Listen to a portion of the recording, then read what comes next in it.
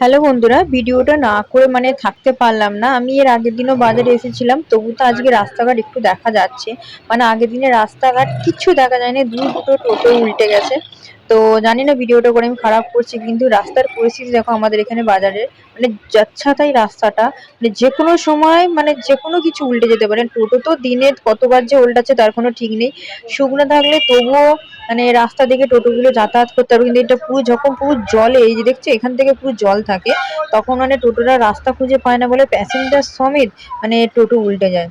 এখানে অনেক মানুষের ক্ষতিও হয়েছে। তো ভিডিওটা আমি একান্তই না করে থাকতে পারলাম না, তাই ভিডিওটা করে তোমাদের সঙ্গে শেয়ার করলাম।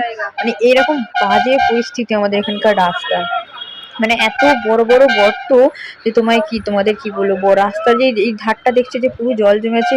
এখানে কতটা গর্ত গেছে, এই দিকটাতেই বেশি টোটো উল্টে যায়।